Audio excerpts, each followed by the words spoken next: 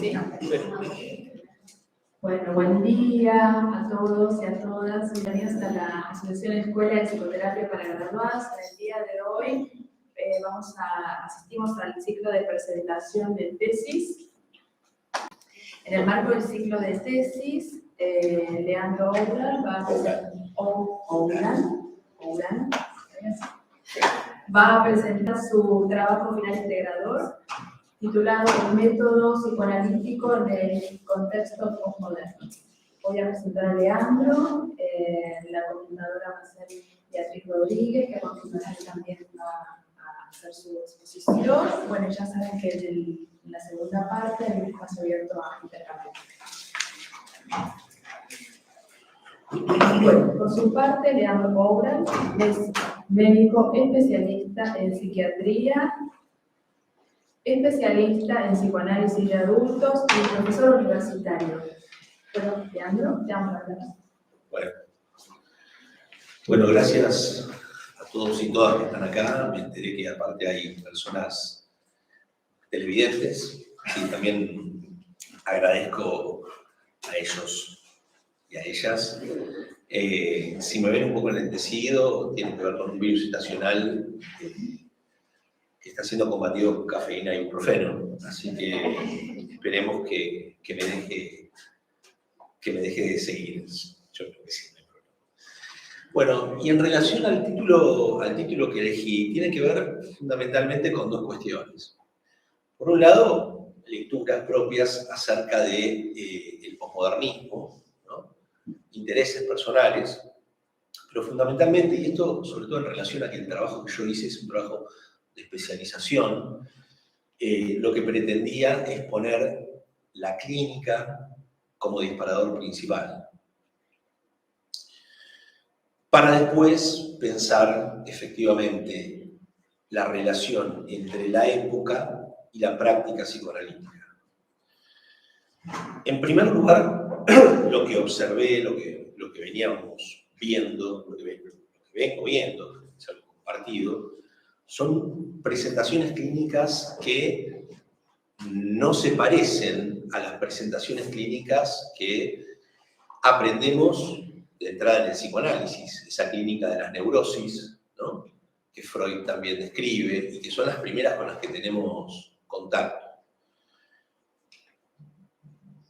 Y fundamentalmente la clínica que yo observaba, tanto como psiquiatra como psicoanalista, posterior a eso uno trabaja de otro modo, con otra escucha, pero los sujetos que consultaban, tomo mi práctica como práctica privada de consultorio, ¿no?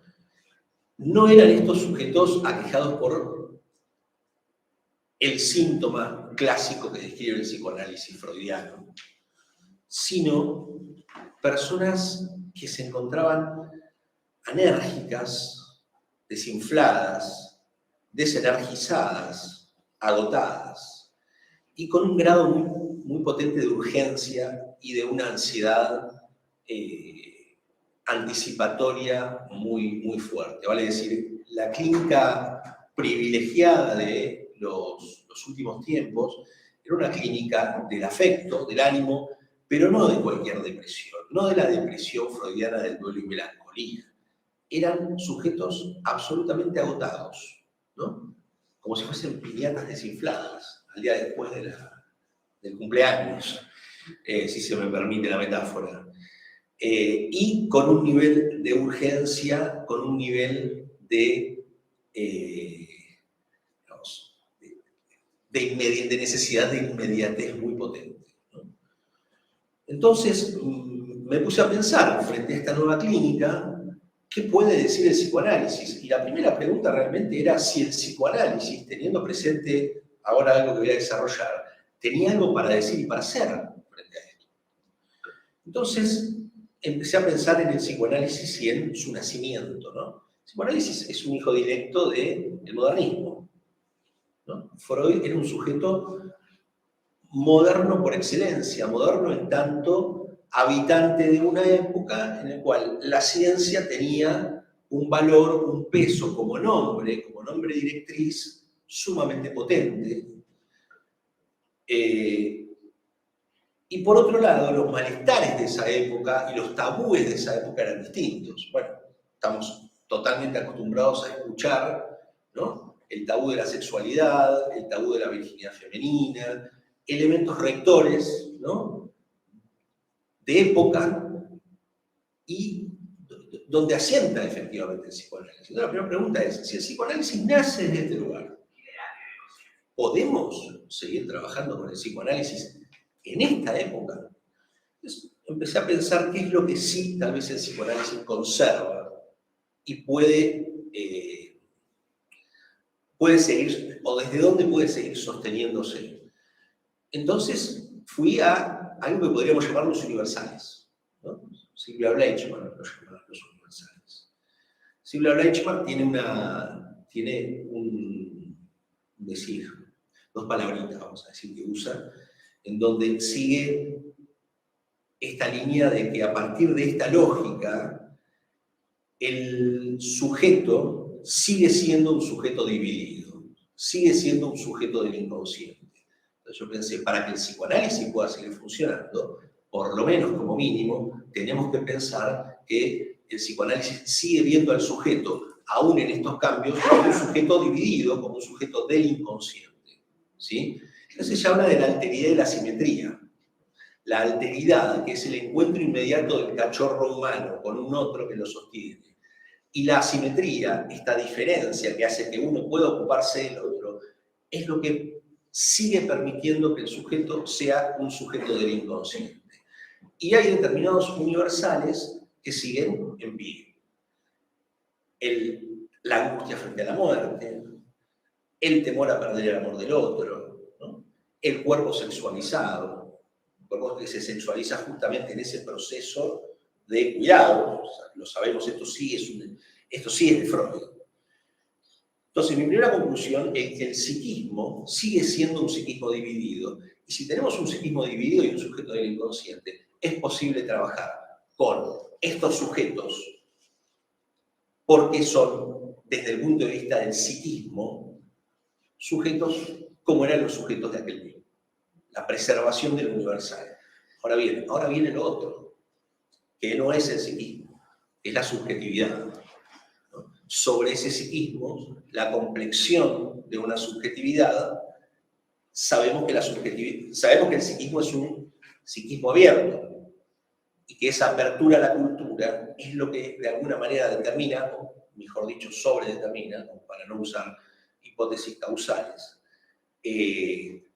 la subjetividad de ese sujeto. Y esa subjetividad es la que podemos empezar a trabajar frente a estas nuevas formas clínicas. Empezar a pensar la subjetividad del redundo, sujeto posmoderno, ¿no?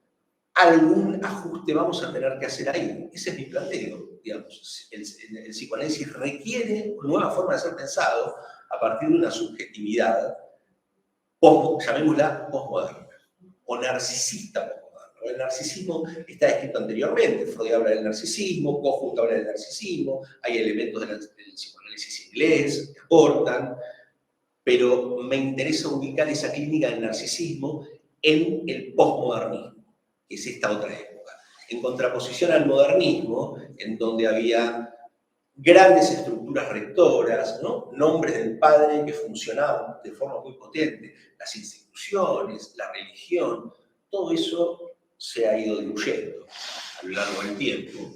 Es muy difícil poner un límite. Creo que a partir de la Segunda Guerra Mundial la cosa empieza, cuando caen algunos ideales, digamos, ¿quién puede decir que el hombre es bueno luego del Holocausto? O sea, hay algo ahí que funciona mal.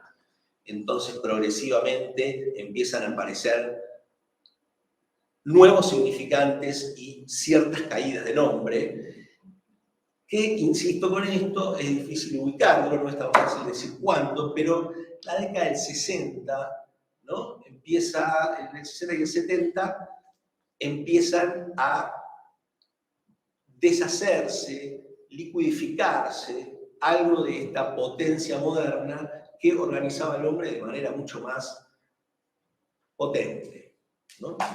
Y hay dos puntos básicos, ¿no? El posmodernismo en los 70, casi diría que es un prólogo a la aparición de un punto clave que yo voy a tener acá, que es la explosión comunicacional. La explosión comunicacional acompañada de dos elementos que yo creo que son directrices ahora, que es el cambio en la percepción entre el tiempo y el espacio. O sea, indudablemente desde la aparición de la Internet, el tiempo y el espacio ha cambiado brutalmente, no solamente en lo que uno hace, sino en la concepción propia de eso, ¿no?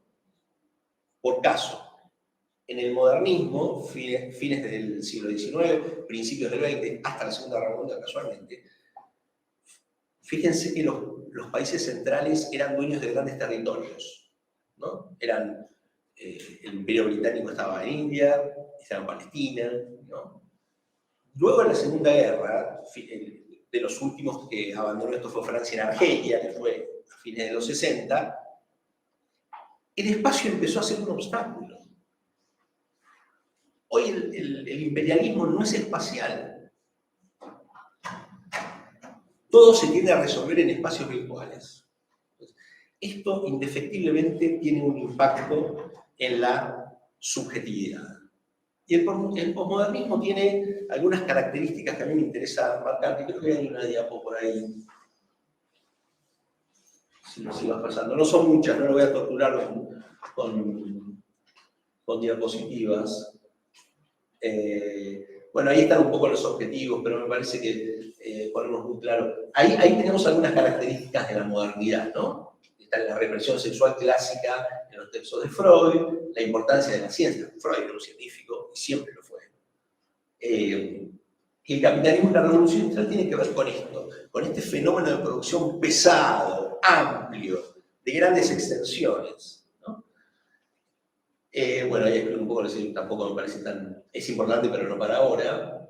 Y ahí hay algunas características de lo que la posmodernidad viene a ofrecer, que no es de un día para el otro, ¿no? En donde, tras la caída de estos grandes nombres, ¿no?, empiezan a aparecer ciertas pérdidas, ¿no? Y con el advenimiento de estos espacios virtuales. Lo que más me interesa son el empobrecimiento de los lazos sociales. Hay una frase que me gusta mucho que dice que la cercanía no es lo mismo que la falta de distancia.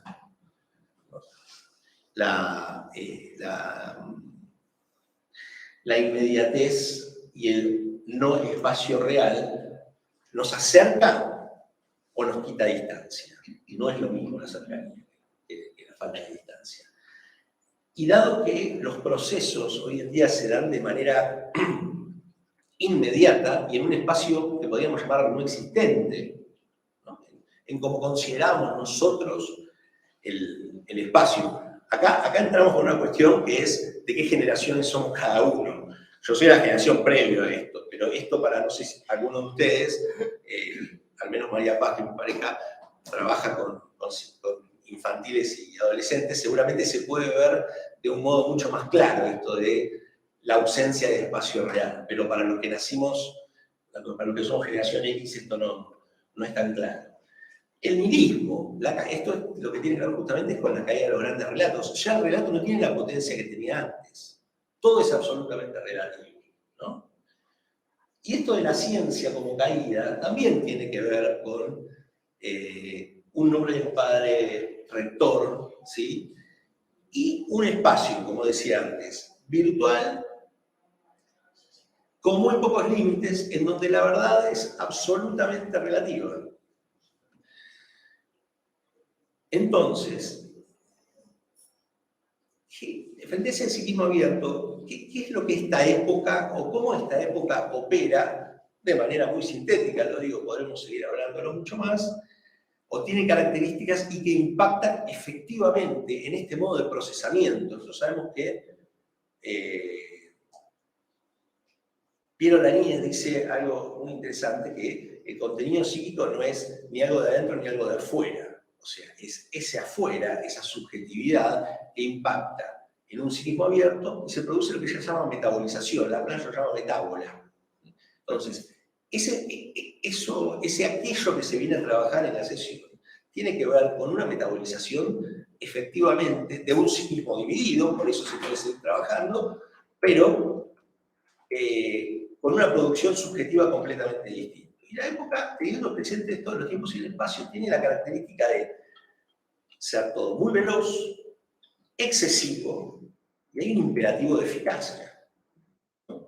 Un sujeto forma parte de la época en tanto y en cuanto sea funcional a esto que el posmodernismo no solamente ofrece, sino que obliga, ¿no? El posmodernismo tiene una cierta, acá tal vez un forzamiento, si se quiere, a ese super-yo materno kleiniano, ¿no? Que es implacable y absolutamente no ordenador, sino que da órdenes. Entonces, efectivamente, este sujeto de la posmodernidad queda pegado a un ideario de lo que se podemos llamar lo positivo. No lo positivo en términos de bueno, lo positivo en términos de producción constante, continua, sin filtro y sin parar. Bueno, si los sujetos están sometidos a esta modalidad, no es extraño que vengan agotados. Porque en algún momento, y esto lo sabemos como analistas, la falla aparece. La falla aparece. Y la falla lo liquida. Y lo liquida etimológicamente hablando, porque lo transforma en líquido, lo hace desaparecer de ese espacio. Ya no puede habitar ese espacio, porque la habitación de ese espacio para él es una habitación narcisista. No se le juega el tema del amor, se le juega el tema de existir directamente. Entonces,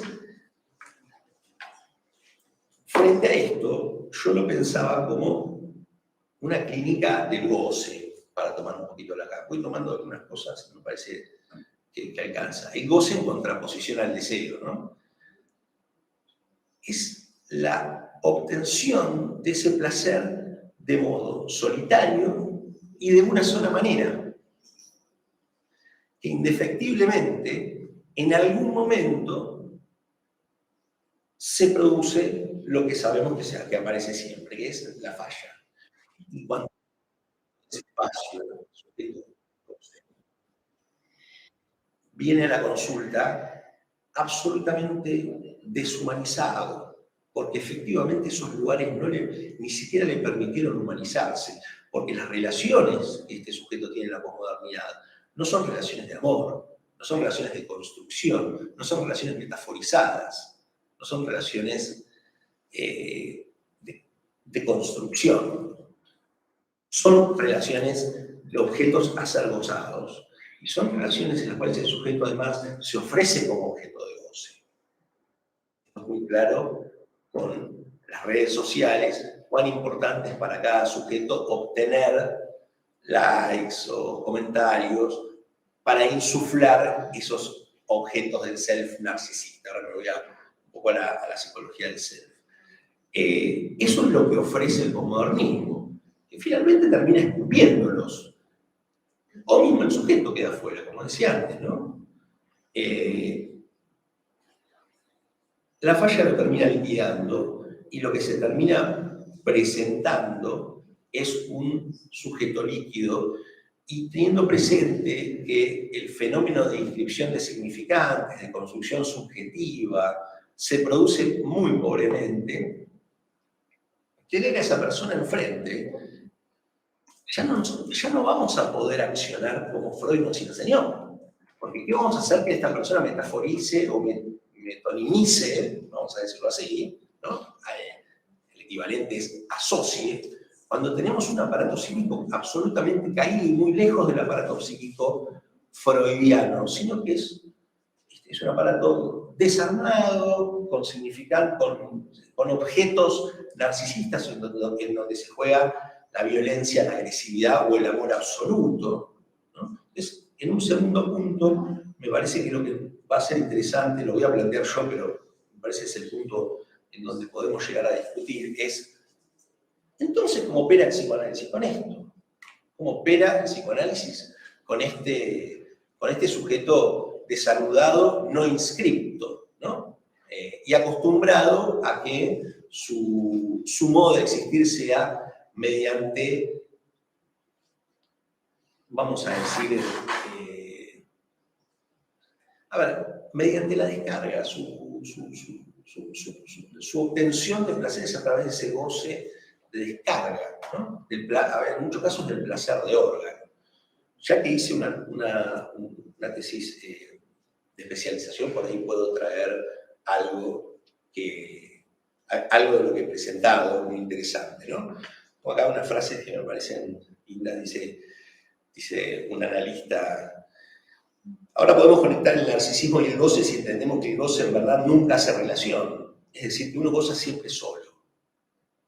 ¿No? El goce es sobre el propio cuerpo, es utilizar un objeto casi como, y si se me permite la metáfora, un frontón, para que me devuelva la pelota. El otro no es un otro semejante. Algo de la alteridad está en falta, vamos a decirlo. Y trayendo el caso que quería traer sobre un paciente, tomo esta frase que es muy interesante, que la mejor forma, la forma de goce fálico por excelencia, ¿sí? Este autor ubica a la masturbación masculina, ¿no? El caso que yo presenté es el de un señor de 45 años aproximadamente en su momento, tiene cerca de 50, que tenía esta modalidad. El encuentro con las mujeres era muy complicado para él y siempre lo ponía y lo proponía en un lugar de falla. Existía la falla en la tumescencia peniana. Entonces siempre tenía relaciones apoyado en alguna pastillita como el sildenafil o el tadalafil, todo lo que los médicos sabemos que se usan. Pero había un plus de eso, porque si la pastilla fuese suficiente, sabemos que esa pastilla funciona cuando hay deseo. Son mágicas, no son, funcionan en tanto y en cuanto haya algún deseo del hombre en cuestión. Lo que hacía era, tenía la posibilidad de salir con alguien, se ponía a fumar marihuana en grandes cantidades, quedaba solo, restado de esa posible escena, decía, bueno, ahora no puedo salir, y se iba a masturbar con pornografía, ¿no? Cómo excluía al otro, ¿no? El goce es solo, es sin otro, ¿no? El placer incluye un otro que funcione como otro. Esa era su modalidad de obtención, en este caso de goce. Siempre era solo y era en el único lugar en donde el tipo no fallaba, ¿no? Entonces, la sexualidad de él se había transformado en este derrotero que era siempre igual. Eso es otro punto importante, siempre igual. El goce es siempre igual. El goce es repetido, ¿no? Tiene un formato elíptico, y repito, no incluye a otros, ¿no? ¿Qué ventaja tiene no incluir a otros? Pensaba yo. Bueno, una de las ventajas es que el otro puede ser aquel que le pone algún tipo de límite al goce. Entonces, en la época, algo que es sintónico, justamente, es...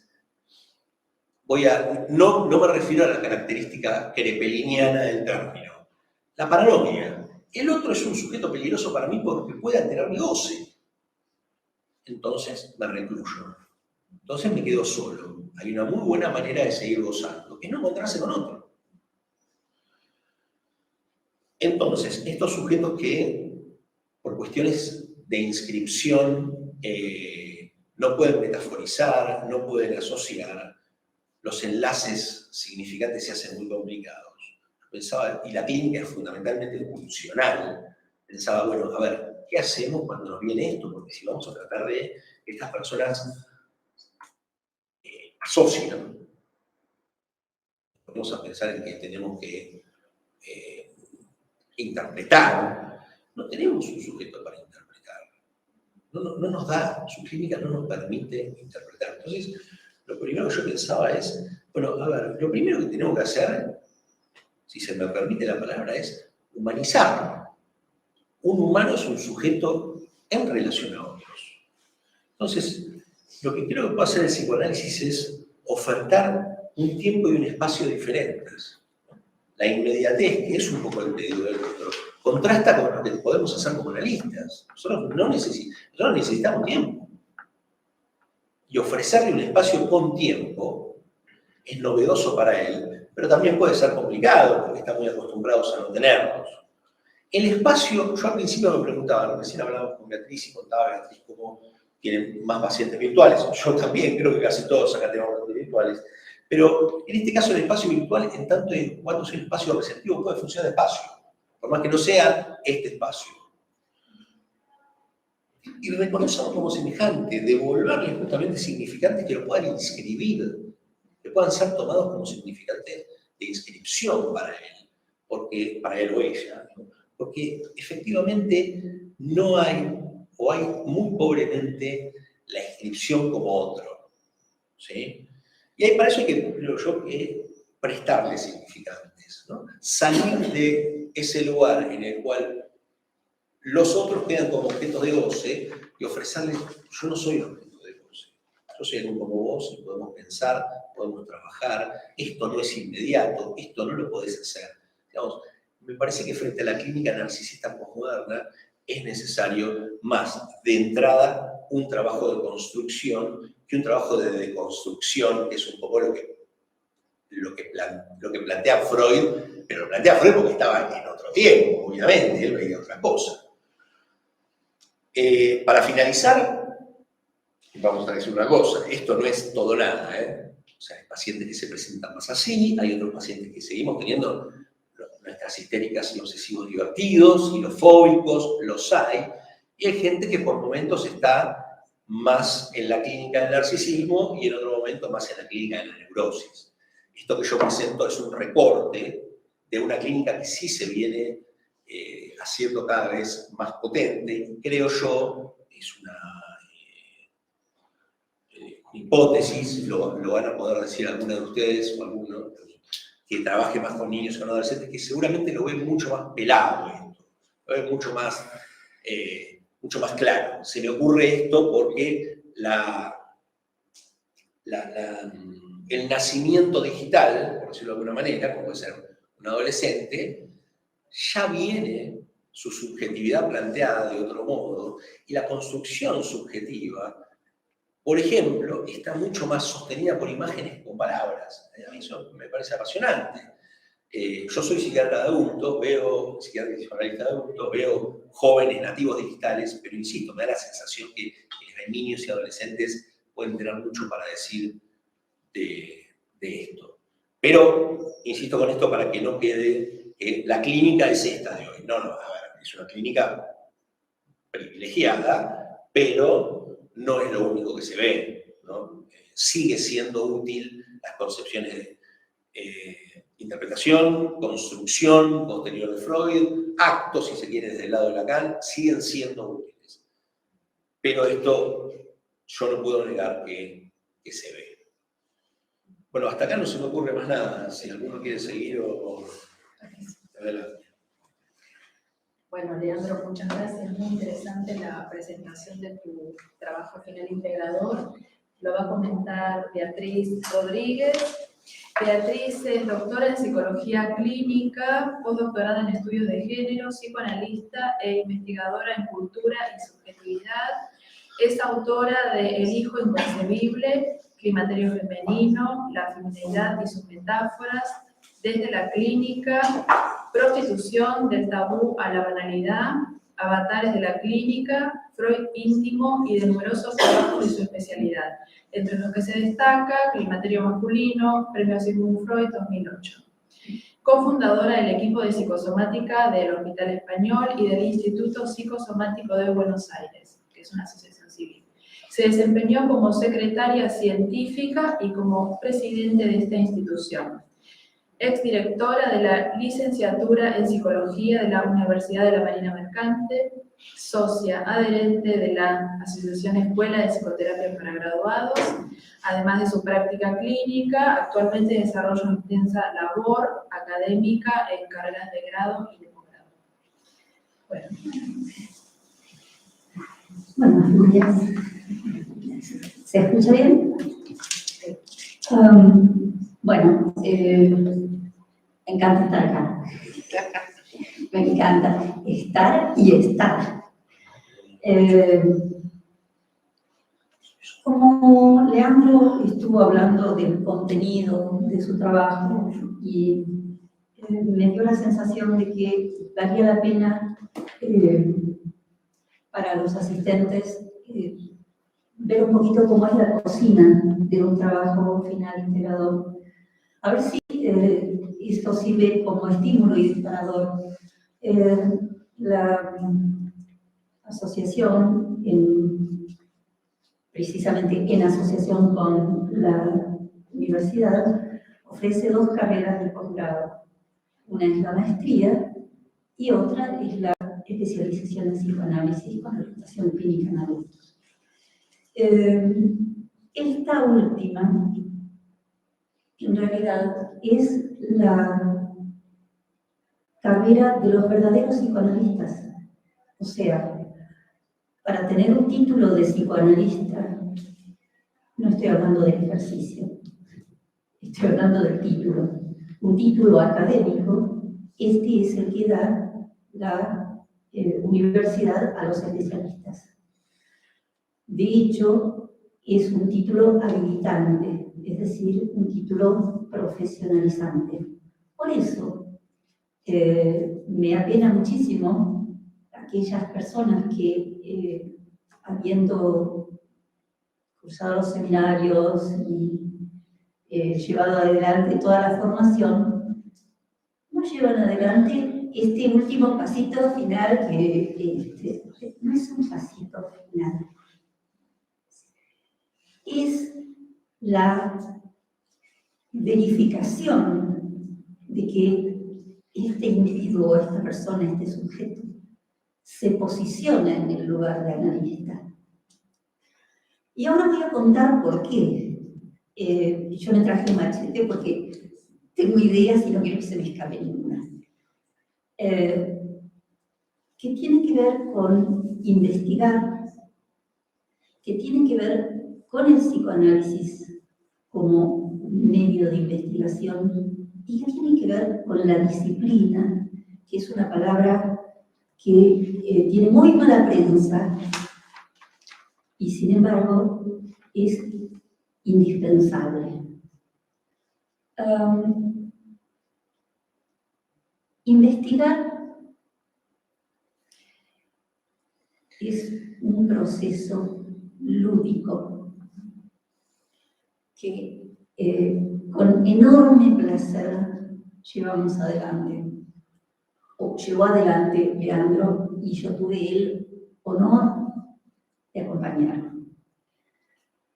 Y yo digo, es un proceso lúdico, jugamos cuando somos niños. Y el mundo infantil está poblado de preguntas. Algunas preguntas desde la visión del adulto nos parecen disparatadas, otras nos sorprenden por su sagacidad. Niño pregunta, ¿de qué está hecha la nieve?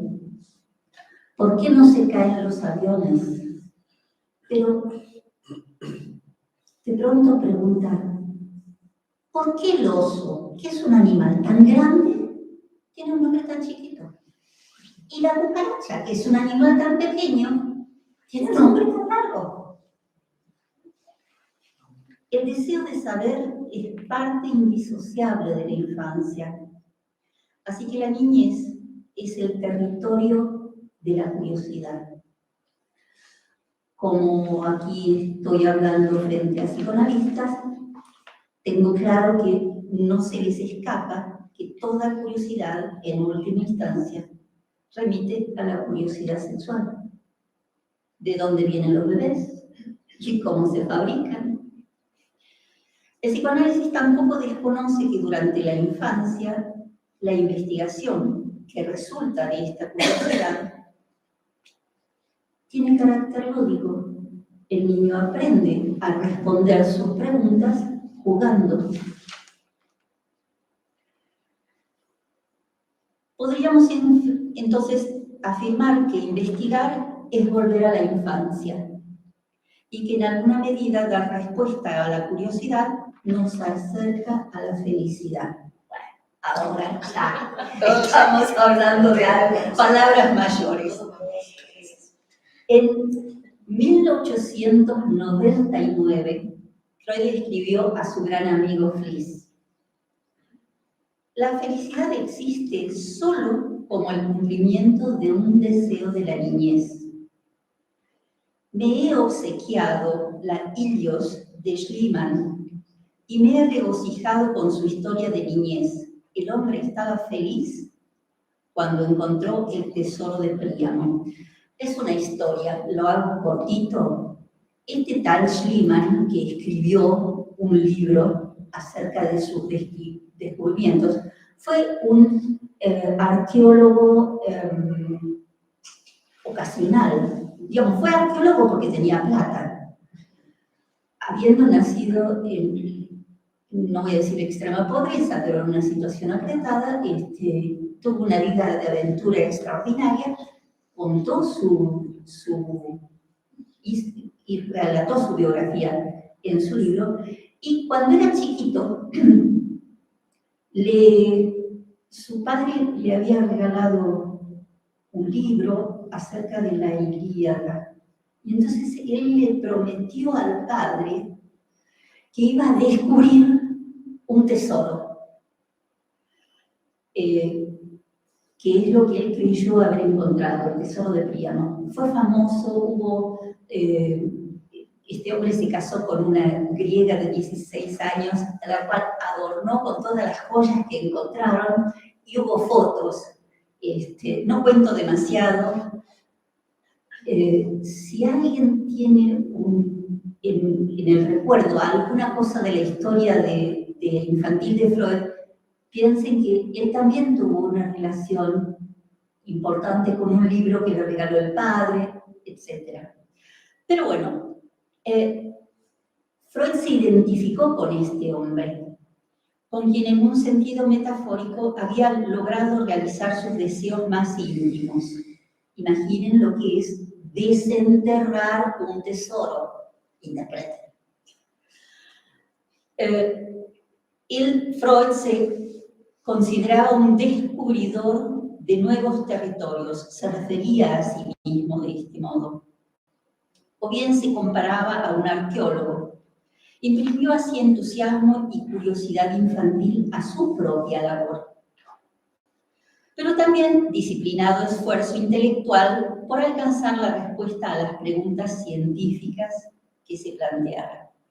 Ninguna pregunta le pareció insignificante, ninguna carente de sentido. De hecho, advirtió que cualquier investigación puede iniciarse a partir del interrogante que define el problema, orientándose hacia aquello que constituye el foco central de todo análisis, la búsqueda del significado. Así, su monumental obra, La interpretación de los sueños, de 1900, no se origina en el título, que hoy nos parece formidable, sino en la aspiración a dar respuesta a una pregunta muy sencilla. ¿Qué significan los sueños? Como Leandro hizo alusión a los tiempos de Freud, piensen que en la época en que Freud se hizo esta pregunta, estaba ocupándose de un tema insignificante o estúpido. ¿A quién se le ocurre pensar en los sueños? Eso es una producción de la mente cuando la conciencia deja de ser rectora del acto de estar despierto. Entonces, cuando uno se duerme, se producen disparates en la cabeza. Esto es lo que se pensaba hace 100 años. Pero no nos equivoquemos.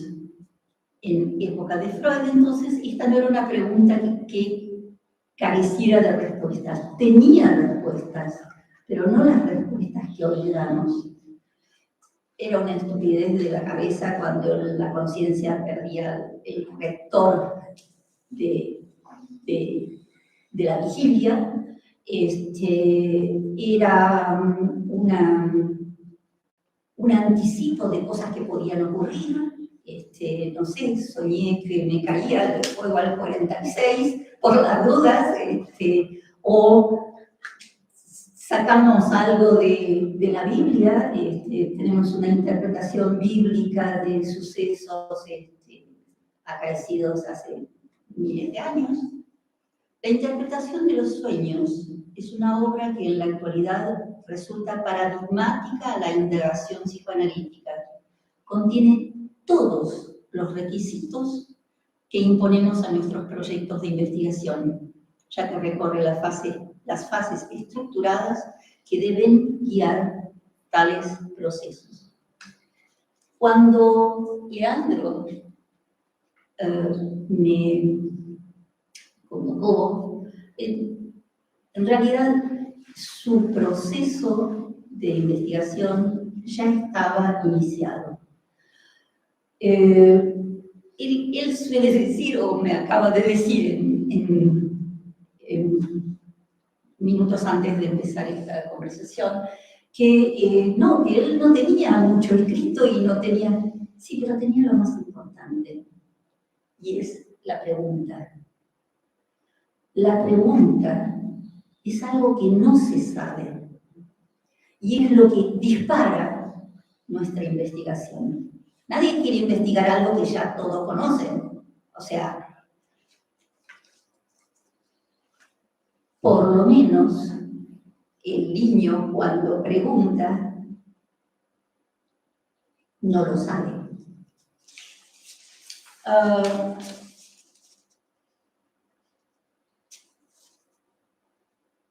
Los descubrimientos fortuitos, esto de descubrir la pólvora. Bueno, voy a decir un descubrimiento fortuito parece ser la penicilina. Ese es un descubrimiento. Son, la verdad, raras excepciones en el mundo del saber. El conocimiento científico avanza mucho más guiado por la curiosidad paciente y sistemática del investigador que por imprevistos accidentes. Pero en todos los casos, desde el proverbial Eureka de Arquímedes, 200 años antes de Cristo, hasta nuestros días, la subjetividad atraviesa la racionalidad científica. O sea, no nos importan todos los temas. No nos interesa investigar acerca de todos los contenidos del mundo mundial. Cada sujeto tiene sus peculiares curiosidades. Por supuesto, en la búsqueda intelectual, la pregunta entonces es subjetiva, en tanto que la ciencia es el modo escogido para alcanzar una respuesta posible.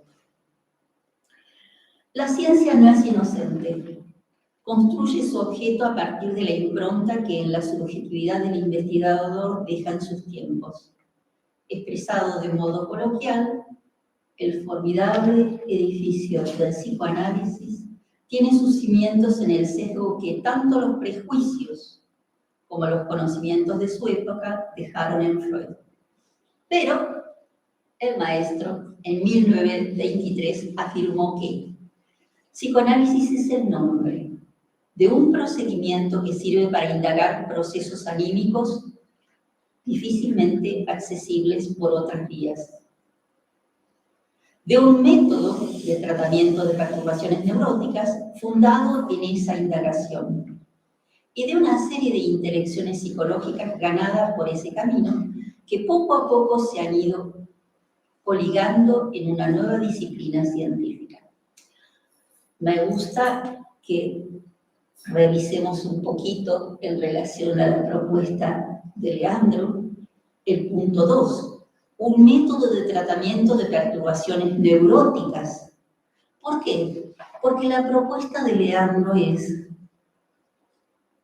en los tiempos que corren, la neurosis ha pasado de moda y encontramos un sujeto atravesado por la posmodernidad y las novedades que en tiempo y espacio este atravesamiento produce, que puede ser abordado por el psicoanálisis, aunque no sea neurótico, en el estilo clásico tradicional.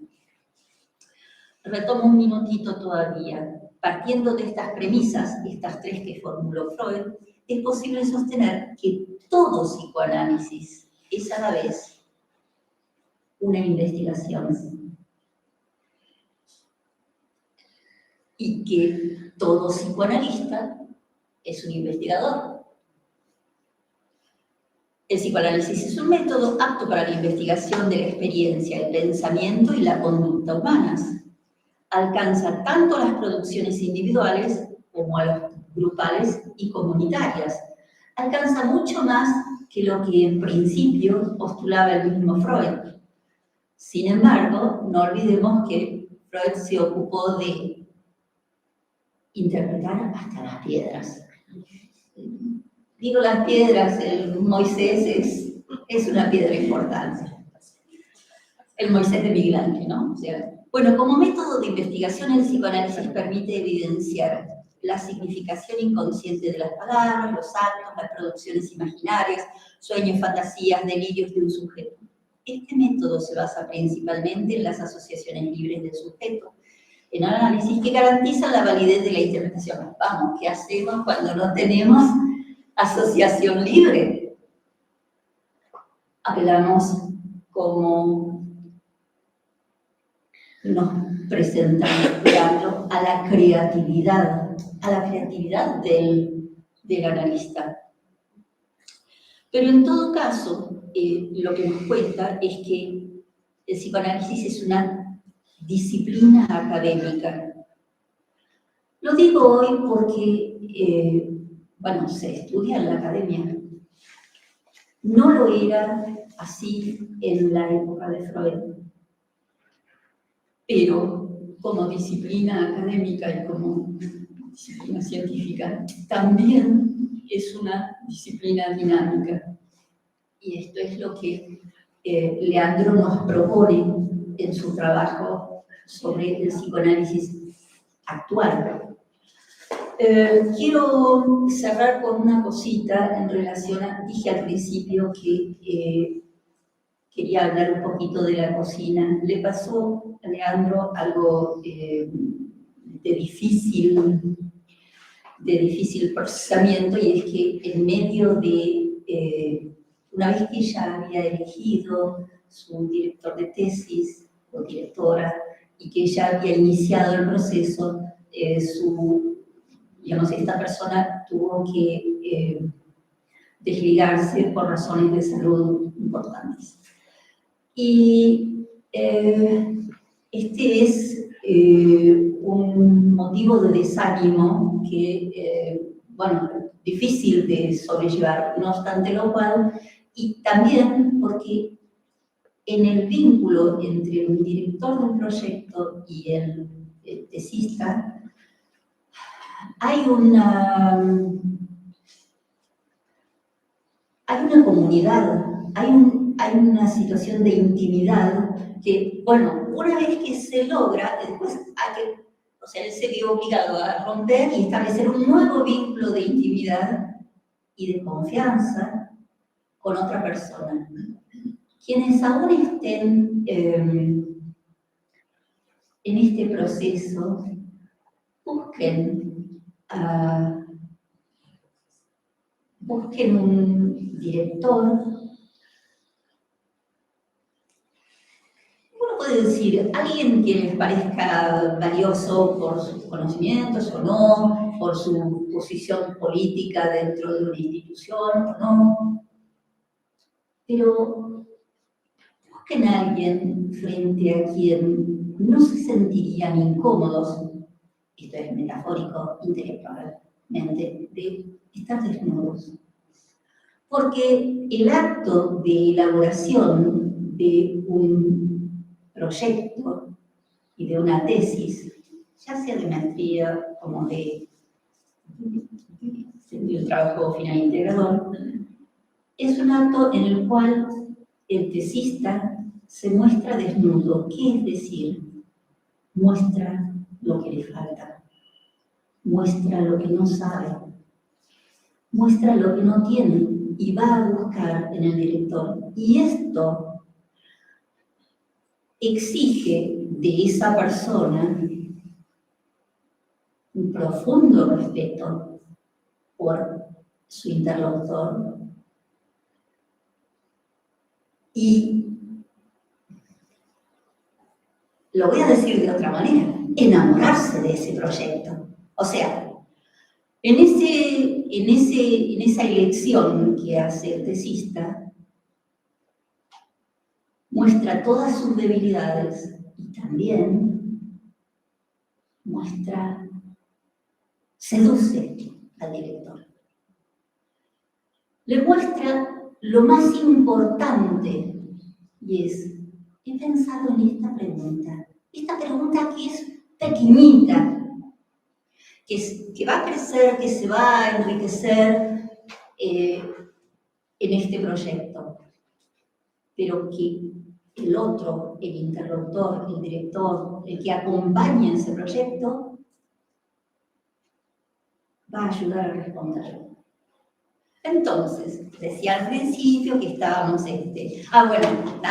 dije metodología y disciplina, esas pésimas palabras que nadie puede referirse con mejores palabras de elogio que yo, Alejandro, porque tipo disciplinado, constante, ¿qué puedo decir? Y además, con una productividad impresionante. Así que eso fue un placer, la verdad, acompañarlo. Bueno, no voy a decir nada más. Bueno, muchas gracias, Beatriz. Bueno, abrimos el espacio a comentarios, preguntas, intercambio.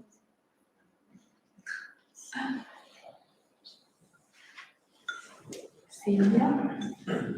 Les pido que se presenten porque la actividad está por ser bonito. No se escucha, ¿no? ¿Se escucha? Sí, se escucha. Bueno, soy Silvia Schaffer. Bueno, primero agradecer a Alejandro el trabajo, un tema, un temazo para pensar. Me gustó que ya el título dije, yo voy a escuchar efectivamente porque me parece que es un tema que tenemos que pensar. Y a Beatriz, como siempre, con un estilo cálido, amoroso y permanentemente estimulando que escribamos, que nos animemos. Así que otra vez estoy pensando, si el año que viene, porque ya estoy con otras cosas, estábamos recién pensando en eso, pero en algún momento llegará. Quería hacer un comentario y pensar con ustedes, a partir de lo escuchado de Ana, de Beatriz, cómo pensar esa continuidad, mejor dicho, ese proceso que se estuvo dando en los últimos tiempos, acuerdo con Leandro, de las diferencias entre la modernidad y la postmodernidad, y cómo se va presentando en la clínica, y en la escucha del analista, porque uno está metido en su mente, luego que el gusto de la también, y también se va siendo atravesado en el primer libro. Ese deseo de saber hacia la necesidad de descarga.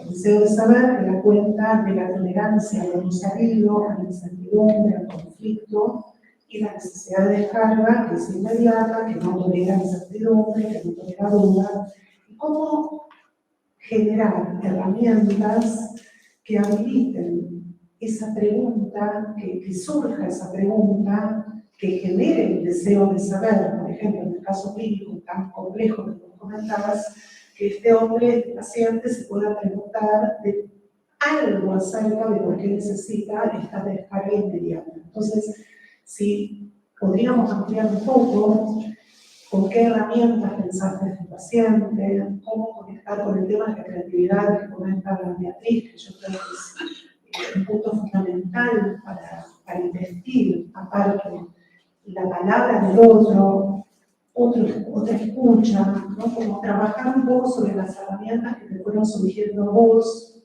en el diálogo analítico con este paciente. Quiero pensar así, ¿no? Muchas gracias, muy interesante. Creo que vos lo dijiste, investir la palabra del paciente, porque la palabra de los pacientes en esta lógica está devaluada, no es una palabra plena, vamos a decir palabra plena, que es un término muy lacaniano, pero investir la palabra del paciente es efectivamente humanizar de alguna manera al paciente, ¿no? Yo considero en estos casos, en primer lugar son casos, a mi juicio, y mi experiencia, muy duros, muy difíciles, no siempre se logra, pero acá entra otra vez en esto de la concepción del tiempo y donde aparece también cierta resistencia a mi gusto, que es que este proceso de investir la palabra del paciente, como vos decís, darle un lugar, yo usé la palabra inscribir, ¿no? Podemos decir que no están inscriptos, justamente, ¿no? Son pacientes que están más o menos, si se puede decir, en el aire, ¿no? Con este fenómeno de más pulsional puro que otra cosa, que es el fenómeno de goce solitario, pulsional sin significado, ¿no? Convertir algo de su discurso en un discurso dirigido al otro cuesta. Para eso uno tiene que proponerse como otro y no como el objeto de goce que él suele utilizar, que el paciente suele utilizar. Entonces, hay todo este proceso de construcción para poder llegar a... Me gustó tu frase, investir algo de esa palabra. Lo pienso así, se me ocurren otras cosas también, ¿no? Que me quedaron, no sé si va directo a esto, pero cuando hablaba Beatriz, pensaba, por ejemplo, en el trabajo de Freud y el malestar en la cultura, ¿no? Cómo el sujeto se instaura en la cultura a partir de una pérdida que genera malestar, pero que es la condición de que pueda pertenecer. Ese trabajo en singular es un trabajo de la Cal 20. La pregunta es, ¿cuál es el malestar en la cultura hoy? Porque tiene que haber otro malestar, no es el mismo malestar, ¿no? Entonces, esa también me parece un elemento directriz para saber con quién estamos hablando y otras cosas más. Nosotros también estamos atravesados por el malestar moderno. O sea, nosotros también estamos andando a otra velocidad, suponiendo otro espacio, deseando otro tiempo.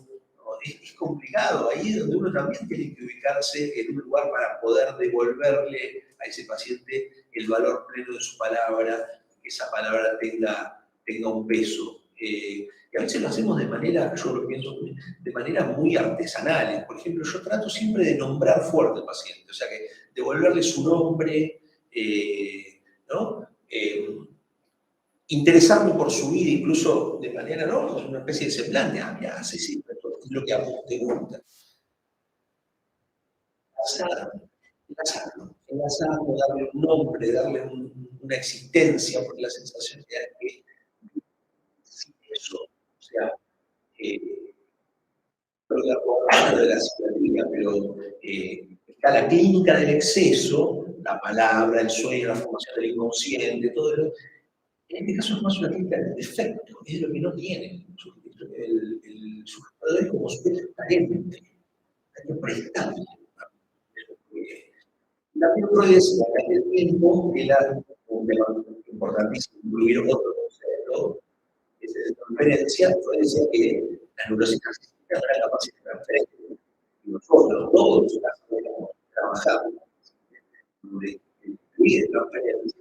No es de la neurosis de transferencia. Yo creo que hay que pensar esa transferencia que se empieza a volver mucho más habitual en la clínica actual. Y tiene que ver con esto que creo que usted lo respondiste, digamos, bueno, a ver, esta palabra de este paciente es una palabra que no significa, no es una cosa colgada de descarga, de reconocimiento a través de la apropiación de objetos narcisistas. Puede hablar, eso puede hablar, y lo que dice tiene valor, por lo menos en el espacio nuestro tiene valor. Eso le da de alguna manera una constitución como si fuese una especie de esqueleto. Son amorfos para mí los pacientes. Por ahí uso metáforas un poco bestiales, ¿no? Pero son amorfos, es como que les faltan esos significantes que les dan, de alguna manera, una formita. Sí, voy a hacer una... no era una pregunta dirigida a mí, pero me quedó, me gustó algo que dijo Leandro, porque en realidad cuando hablamos del paciente de la posmodernidad, él dice, también estamos hablando del analista de la posmodernidad, o sea, la escucha de la posmodernidad. Y algo que es interesante es que si en el cuadro anterior, me parece, en la modernidad, y estábamos hablando de el malestar en la cultura. El malestar estaba producido por una represión. ¿Y qué es lo que se reprime? Pregunto. Bueno, las cuestiones faciales, la sexualidad infantil, los deseos, la hostilidad, la agresión. Bueno, nada de eso se reprime hoy. De eso no tenemos nada. O sea, el malestar lo produce otra cosa. ¿Qué es lo que produce el malestar? Y supongamos que es agente de socialización, como lo era la represión en el siglo pasado, ¿no es cierto? ¿Qué es lo que produce el malestar? La frustración. Sí, la muerte y sus sucedáneos, digamos. La muerte y todas las fallas, todo eso. ¿No? El posmodernismo empuja a la no falla, digamos. Forcluye la muerte, ¿no? Creo que ahí está el punto, ¿no? Y la clínica de lo positivo, creo que eso lo dice Byung-Chul Han. La clínica de lo positivo, ¿no? Siempre taponando todos los sucedáneos de la muerte, que es la falla en no poder, todo eso. Creo que tiene más que ver con eso que con la sexualidad. De hecho, la sexualidad está hipertrofiada y desregulada, podríamos decir, en relación al menos a lo que Freud plantea. O sea, el malestar en la cultura de hoy. Habría que reescribir el malestar en la cultura, ¿no? ¿Cómo podemos hacerlo? Reescribir el malestar en la cultura, porque el malestar en la cultura es otro, y por eso la subjetividad es otra.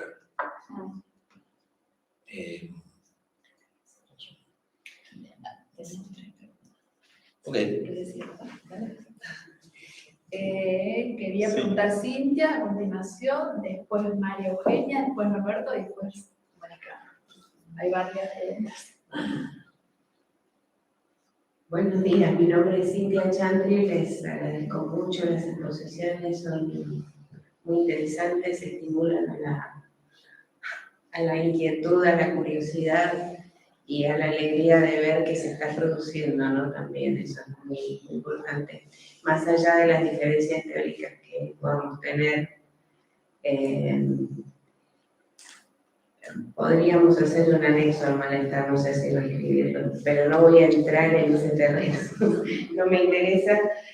Me interesa más bien las cuestiones puntuales que fueron desarrollando y preguntarles en relación a esto que es lo que ya está escrito, ¿no? Y que me pareció muy enriquecedora tu presentación.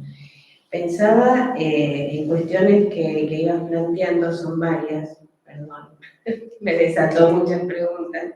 Una es la explosión comunicacional que trae el posmodernismo. Me pareció súper interesante. Hay un investigador que se llama, un sociólogo, Clifford Nass, de la Universidad de Stanley. ¿Cómo se llama? Clifford Nass. Él, una de las cosas que plantea, también es un detalle mínimo, es que todo lo que tiene que ver con los medios de comunicación se fue sumando. Empezamos con el diario, después la radio, después la tele, tenemos todo eso y mucho más en este momento, ¿no? Me parece un tema interesante para pensar en relación a la acumulación. Por ahí va otra de mis preguntas, ¿no? Cuando vos hablas de lo positivo, como la producción, la eficacia, me quedé pensando si esto acaso no se puede pensar como una pulsión de vida desatada, ¿no? En cuanto a la superproducción. Otra pregunta que tenía era si se puede pensar que hay descarga en el goce. Es una pregunta muy básica porque justamente cuando Freud piensa qué es lo que indica que hay descarga en el aparato, ubica 3 cuestiones. Primero, no se puede solo. Tiene que alterar el mundo para conseguir asistencia. La asistencia de un otro experimentado, que le dé la posibilidad de solucionar su tensión y recién ahí disminuye la tensión del aparato. Bueno, entonces, ¿hay disminución de la tensión en el goce? Esa sería la pregunta, ¿no? Pensándolo en estos términos dentro de esta lógica. Y la última.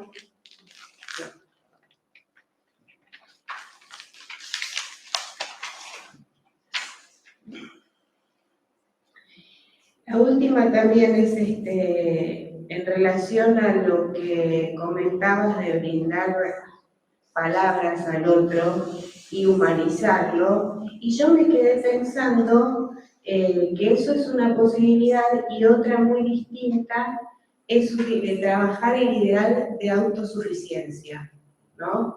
Porque por la clínica que vas transmitiendo, que trabajás, pareciera que te llegaran todos los que pasaron por los ojos de Medusa, ¿no? Tipos así como estatuas de sal, ¿no? Entonces, una cosa es trabajar el ideal de autosuficiencia y otra cosa es aportar palabras, humanizar. En ese sentido, quería saber, bueno, ¿qué pueden comentar? En relación a esto último lo tendría que pensar.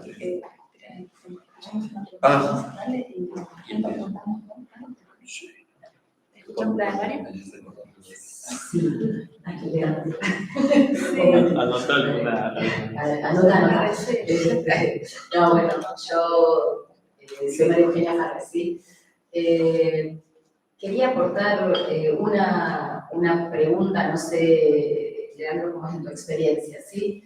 Pero por lo menos lo que yo vengo viendo es que también quizás hay alguna mutación en las presentaciones de la clínica, ¿sí? Pero en mi caso particular, lo que yo veo, que tiene mucho que ver con esas condiciones postmodernas, es una mutación hacia la clínica de las neurosis actuales, en todo caso, ¿no es cierto?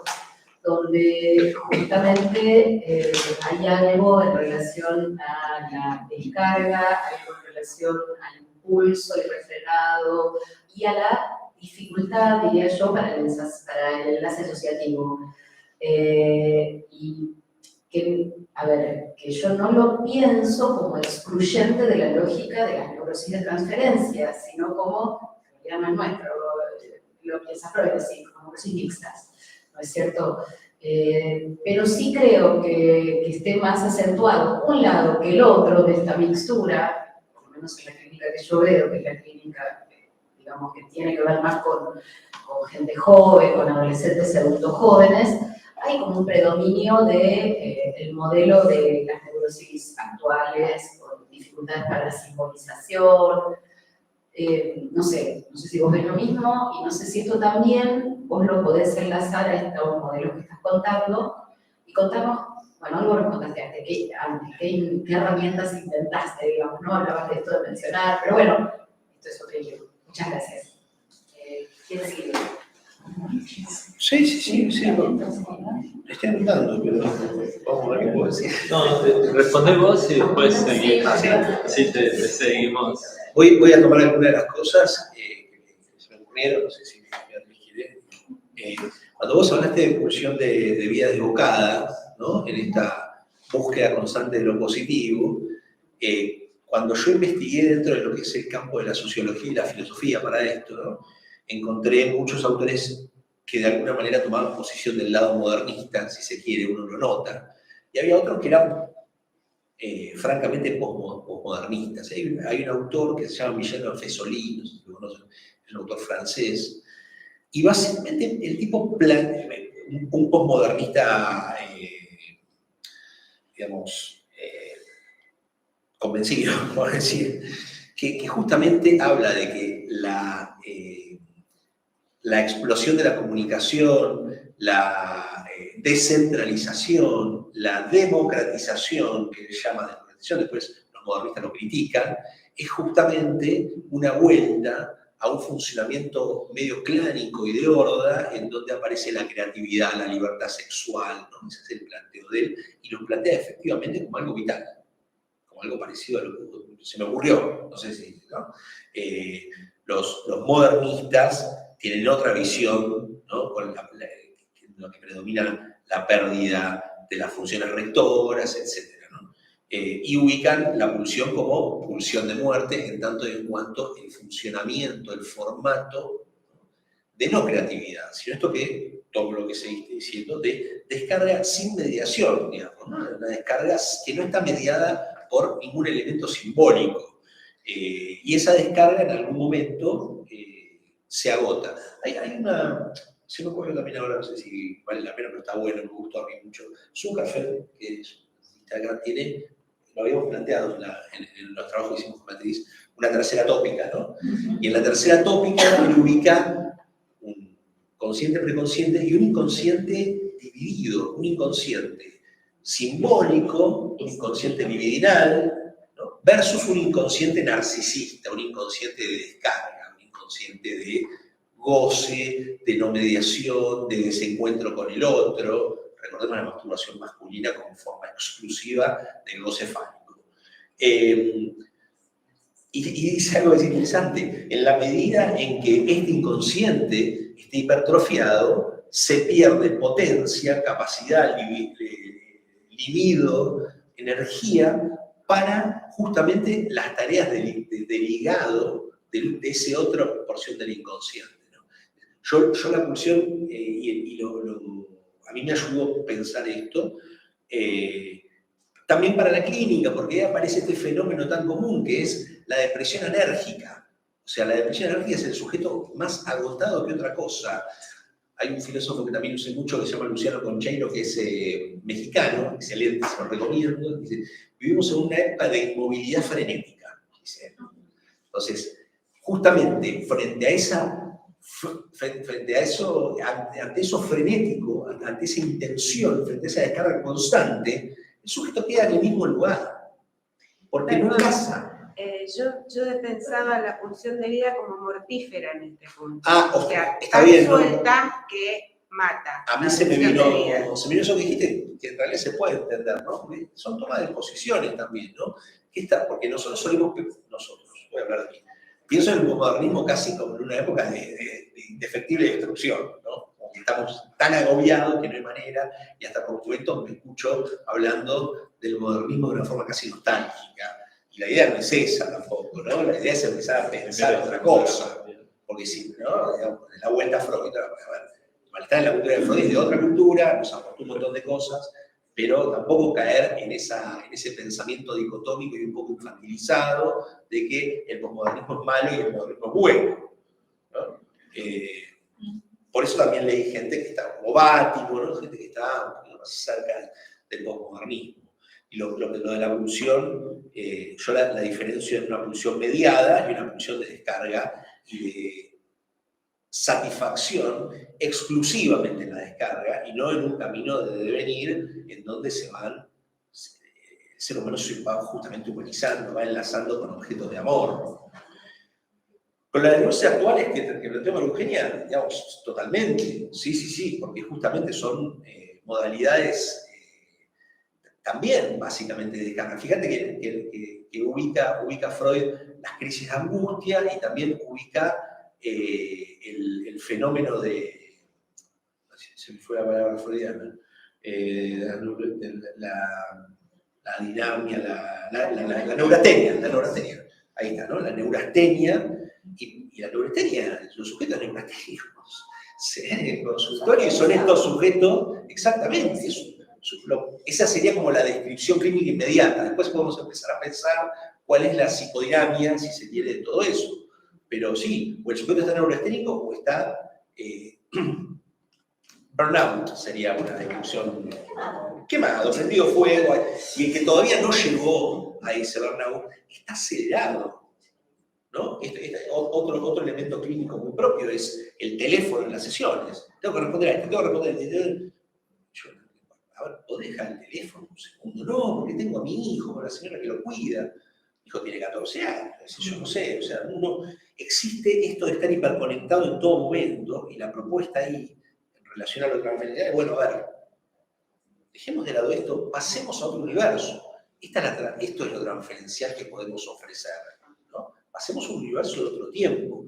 Por supuesto, a cualquier persona le cuesta esto, en tanto vive en un tiempo mucho más rápido, ¿no? Y otra cosa que estaba pensando, porque no tiene que ver con las preguntas, pero me parece interesante, es muy común escuchar analistas decir, viene una persona, empieza a hablar, yo como psiquiatra, yo cuando trabajo como analista, el psiquiatra es otro. Cuando trabajo como psiquiatra, el analista es otro. Entonces, hablo con un analista y me dice, no, es que todavía no hay paciente. No hay paciente freudiano de neurosis de transferencia, pero hay un paciente. Porque si no, claro, digamos, ¿qué es esto que tenemos? Es un paciente. Vemos de qué manera lo tratamos, porque si no queda privilegiado, seguimos enganchados a que el paciente es el paciente de la neurosis de transferencia. Esto es un paciente, y el psicótico es un paciente. El tema es que se opera de diferentes maneras, y a veces es imposible llegar a la lógica de la neurosis de transferencia en algunos casos. Con lo cual habrá que operar con lo que tenemos. Esa es mi posición. ¿Dejas hablar, No, Sí, también, ahora Norberto y luego Mónica Pérez. Bueno, ¿Querías decir algo? No, nada, les quiero recomendar un libro.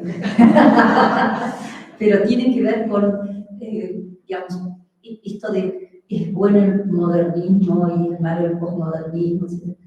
Hay una historia del siglo XX de Hobsbawm que dice que el siglo XIX fue un siglo largo, que es el siglo de, vamos a decir, del progreso ilimitado, o sea, donde se imaginaba, es el siglo de Freud, donde se imaginaba que el hombre iba, además, la industrialización, en fin, parecía que todo era maravilloso, pero no, el hombre era una flecha disparada hacia el progreso. Y el siglo XX, que considera un siglo corto, que arranca con la Primera Guerra Mundial y termina a principios de los 90. La caída del muro de Berlín, la un siglo de destrucción y de horror y de descenso moral. Decía, inimaginable un holocausto si pensamos que el hombre es bueno y que pero bueno, es un libro muy interesante. Nos sirve para entender también el desarrollo en el pensamiento freudiano. Bueno, mi nombre es Norberto Lloves. La verdad estoy muy contento como secretario científico que estés, Leandro, presentando este trabajo, porque bueno, tiene que ver justamente con el ciclo científico que estamos haciendo este año, tiempos del psicoanálisis, de historias y vanguardias, y realmente esta propuesta que vos traes se adecúa a esto que queremos debatir y pensar, y vos traes varios elementos que serían para seguir debatiendo durante todo el año, ¿no? También en el Congreso se va a trabajar el psicoanálisis entre historias y devenires, y bueno, ahí, primero de esto último que traían, la verdad que a mí la idea del modernismo no me resulta nostálgico, en tanto hubo las dos mayores guerras con muertes atroces, y en ese contexto es que Freud produjo el psicoanálisis también, ¿no? Porque a veces me parece que se romantiza romanticiza, no sé cómo sería, el contexto de la Viena de Freud, pero fue en un contexto de muchísima destrucción que hizo su producción. Quizás parte de ese contexto es lo que contribuyó a esa producción, ¿no? A mí lo que me parecía interesante, primero el título de tu propuesta, de tu trabajo, método psicoanalítico en un contexto moderno, y tomando un poquito lo que traía Mario, pues vos traes un material clínico del agotamiento como cuestión clínica, ¿no? Y cuando hablabas del agotamiento me vino el recuerdo de la neurastenia, de las neurosis actuales, y en ese punto pensaba si el posmodernismo no nos aporta la posibilidad de repensar ese elemento, ¿no? Repensar esa presentación clínica. En estos términos, digo, no solamente de si hay nuevas patologías o si hay nuevos elementos que nos va aportando lo epocal para repensar la forma de presentación particular de esa patología, de esa cuestión, que es todo lo que se fue diciendo, que me pareció muy interesante, ¿no? El agotamiento, la falta de simbolización, hablaba Mario de las neurosis mixtas, ¿no? Y en ese sentido, también, bueno, el tema de la masturbación como goce fálico y cómo pensás el lugar del otro, ¿no? Porque ¿cómo pensar una masturbación sin ese otro que representa la fantasía o sin ese apuntalamiento en alguna escena, ¿no?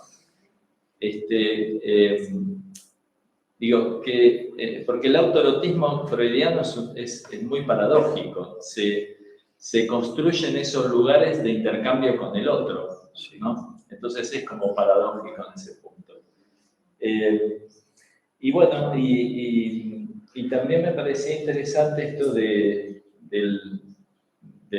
aporte de palabras, del aporte de simbolización, y que en ese sentido el psicoanálisis sigue ofreciendo, ¿no? En esto del método psicoanalítico en el contexto postmoderno, sigue ofreciendo una suerte de resistencia, hablamos otra vez con Darfal, en cuanto a este tiempo de premura e instantáneo, el exceso de información. Es como, me parece que seguimos teniendo un método que ofrece la posibilidad de poner resistencia, escansión, ¿no? A eso que viene como indigerible de alguna manera, ¿no? Pero, bueno, y muchísimas gracias por todo lo que se abre.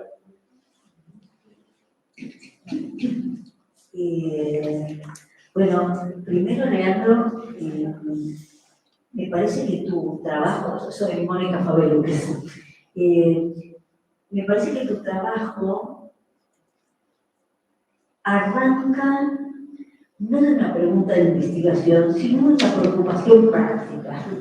En ese sentido retomo esto de que uno no investiga algo que no le toca, que me hizo evocar, soy un poco más anterior en esto de además compartir esta doble profesión de la psiquiatría y el psicoanálisis, donde lo que yo me preguntaba es, yo lo que hago con esto, y además era una crítica, eso que vos hacés no es psicoanálisis, o sea que se ha suavizado con los años.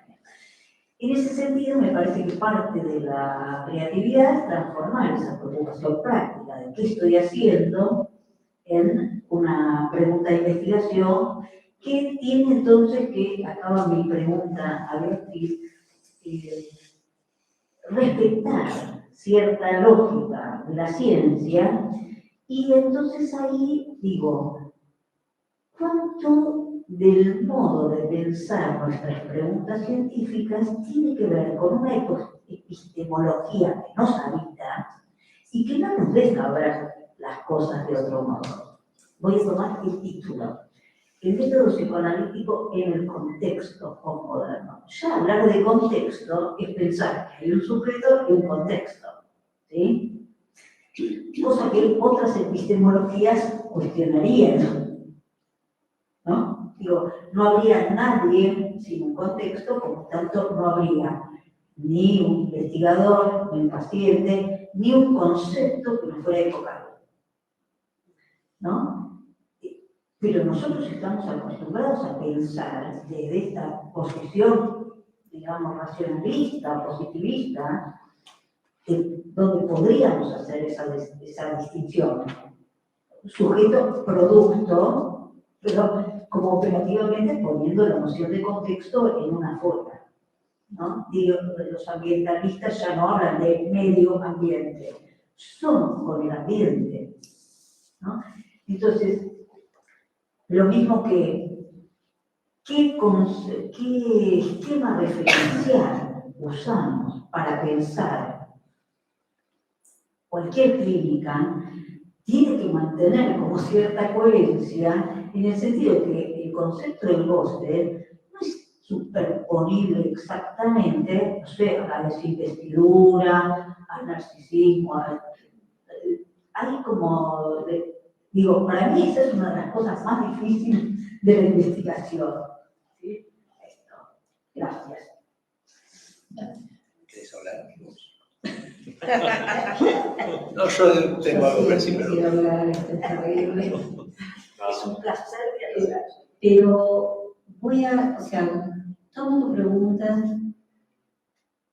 y la voy a contestar con un ejemplo que creo que todos vamos a dicha.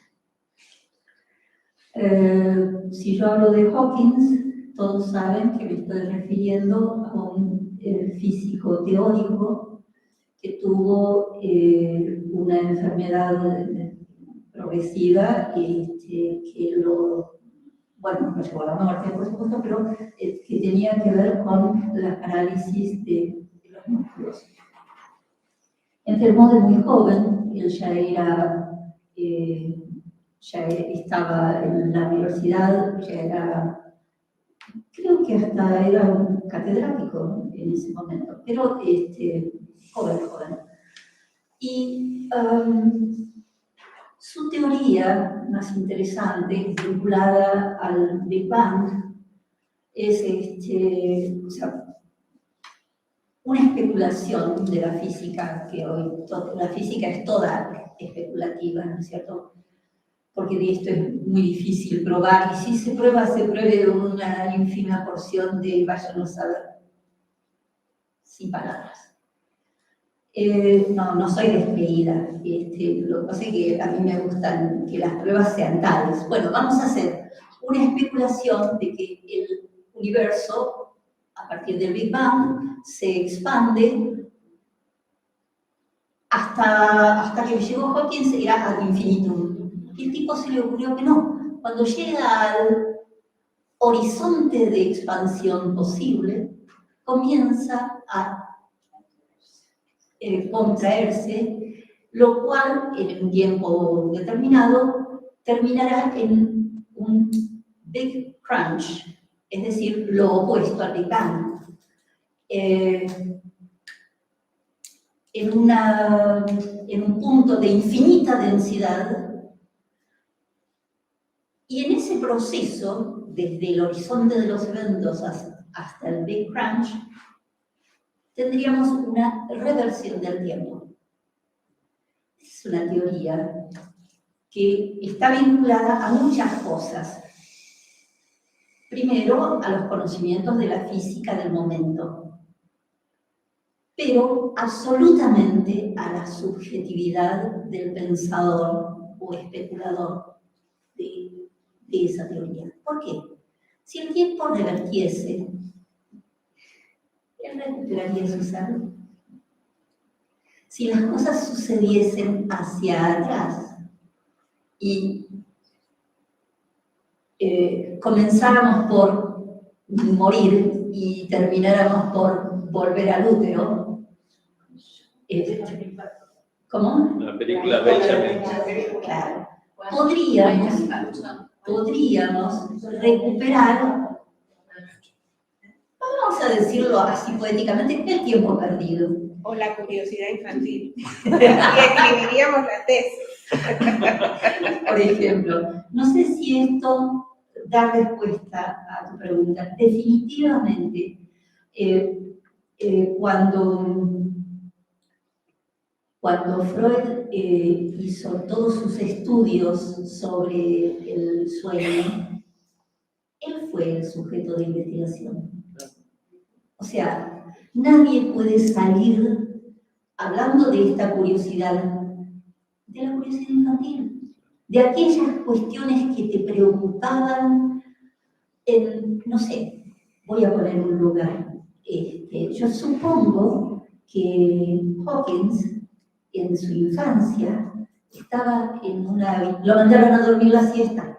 Entonces estaba en la habitación y por la lija de la ventana entraba luz, un par de rayitos de luz, y se veían flotar unas motitas de polvo. A ver si a alguien le suena esta imagen. Y esto era como, no sé, los astros en el cosmos. O sea, uno ve esa habitación inmensa y estas motitas de polvo iluminadas, como una pequeña galaxia. Tal vez eso generó su curiosidad, pero no nos escapamos de la singularidad, no nos escapamos. La pregunta está atornillada a nuestra subjetividad, es parte constitutiva de la misma y de nuestro tiempo, por supuesto. Bueno, eso era, no sé si responde, pero... Bueno, tomo un poco lo que dijo Norberto. Hay algo que dijiste que para mí, digamos, no está contestado, en algún modo lo planteo, pero que me parece muy interesante. Veremos qué efectos puede tener preguntarse esto, pero ¿estamos frente a presentaciones clínicas diferentes o son nuevas patologías? ¿Tenemos que repensar la psicopatología o estas son formas de presentación? No sé, yo no sé. Por ahí es un buen tema para investigar. En relación a la masturbación, sí, claro, asienta un poco desde la sexualización del cuerpo en adelante, siempre se asienta sobre escenas con presencia de otro. El tema es que lo que yo veía en este paciente era, y pensaba esto, él tiene una escena a disposición, pero no participa de ella. Y en ningún momento aparece una demanda de la escena hacia él.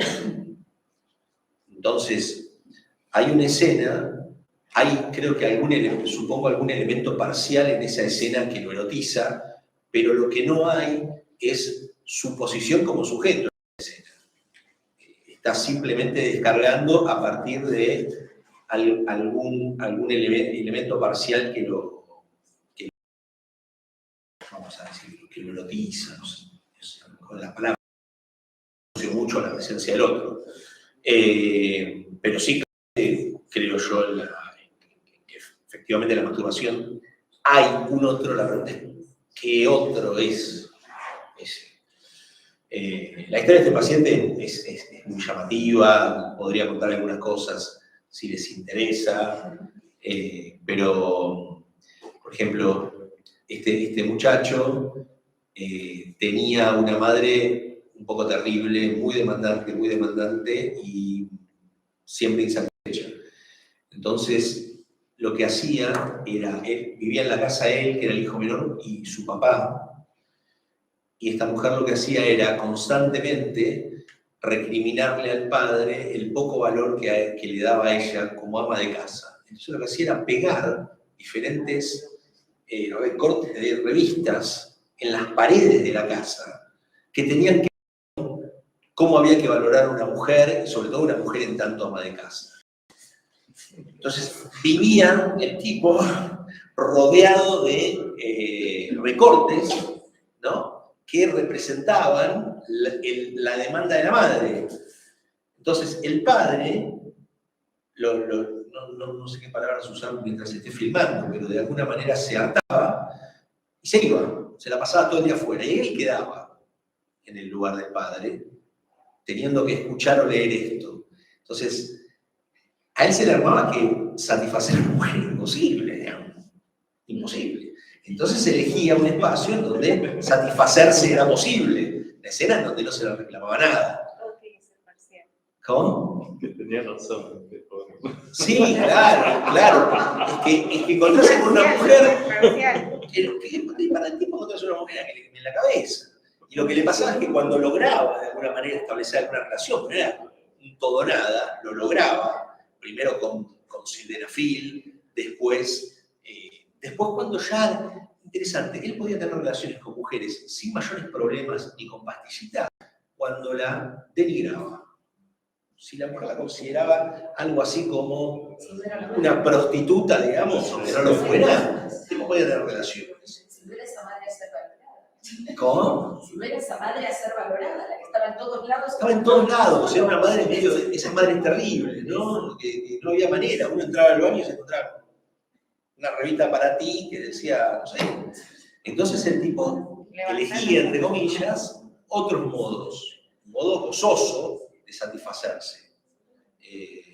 Previo consumo de marihuana, para él la marihuana era muy importante porque lo sacaba de esa, justamente de esa, de ese acelerador mental en donde todo era una demanda.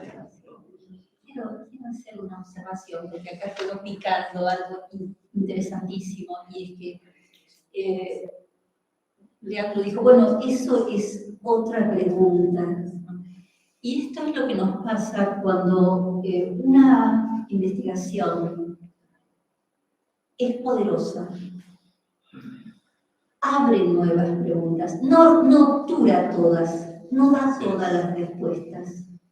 Alguien escuché que dijo, bueno, eso daría para una tesis de maestría, efectivamente, y esto es interesante porque, digamos, en las tesis de maestría lo que hacemos es un trabajo metapsicológico, un trabajo más teórico, no siempre y más bien en la mayor parte de las veces no están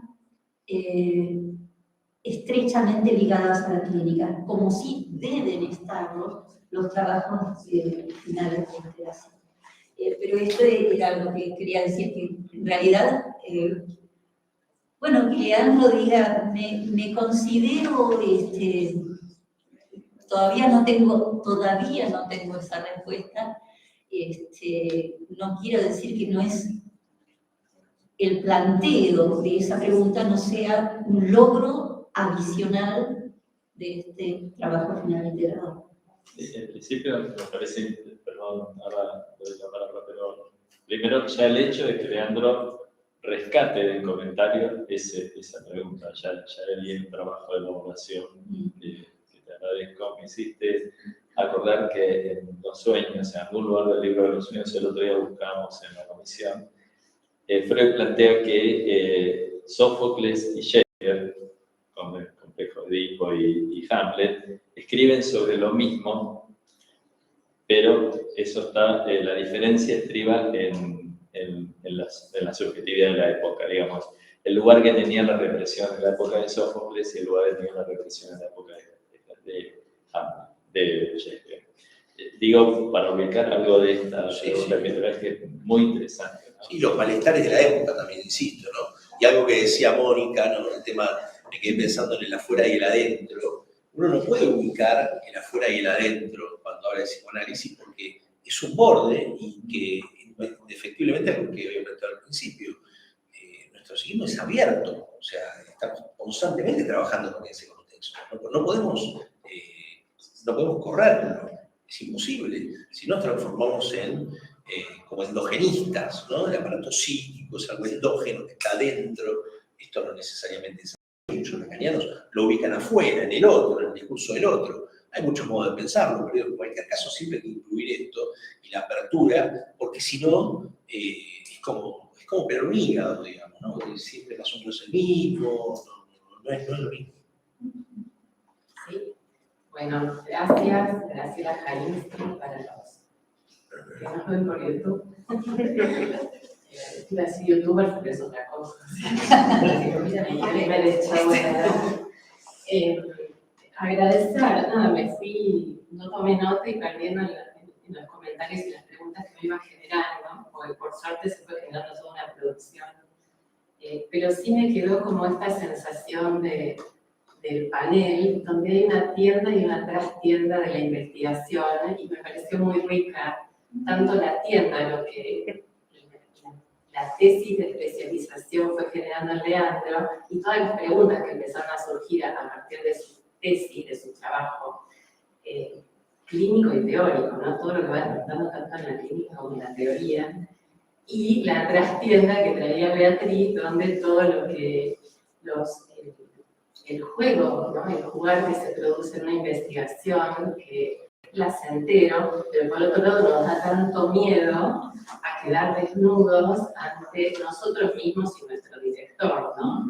Entonces, nada, me pareció una escena muy convocante para seguir produciendo.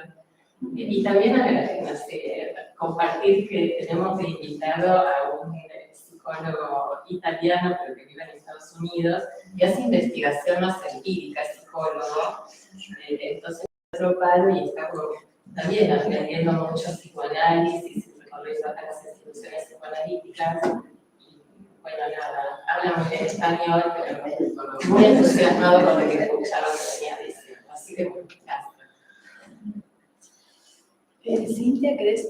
Ya tenemos que ir terminando, 2 minutitos y cerramos.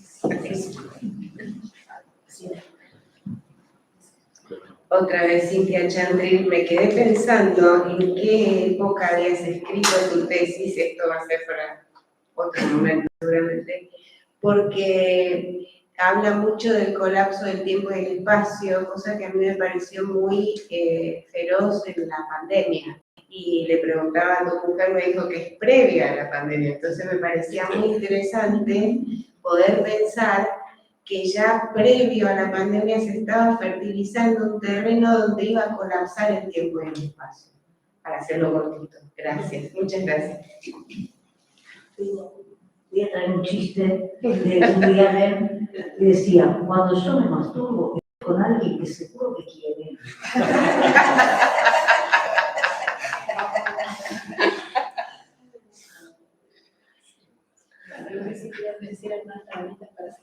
No, bueno, agradecer que me hayan escuchado, que nos hayan escuchado.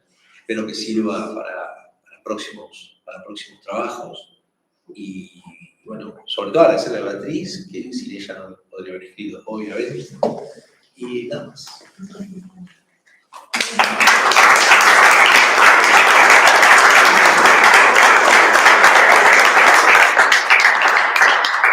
Bueno, me parece que Beatriz te quedaste con ibas a decir algo, ¿no? Bueno, yo quiero agradecer en nombre le agradecemos en nombre de la Escuela de Psicografía Leandro, Beatriz, en nombre de la Comisión Científica que ofreció la actividad también, y los invitamos a la mesa del próximo miércoles, que es una mesa de transit titulada Transformaciones Socioculturales en América Latina. ¿Qué es por Zoom? ¿Qué es por Zoom? Solamente no por presencial, Zoom. exactamente, solo por Zoom. Gracias, doctora. Se titula Transformaciones Socioculturales en América Latina, Desbordes y Desbordes. Los panelistas van a ser la licenciada Marcela Ramírez, la licenciada Débora Dolinsky, el licenciado Francisco Fiumara, con la coordinación de Nora Rabinovich. Bueno, muchas gracias.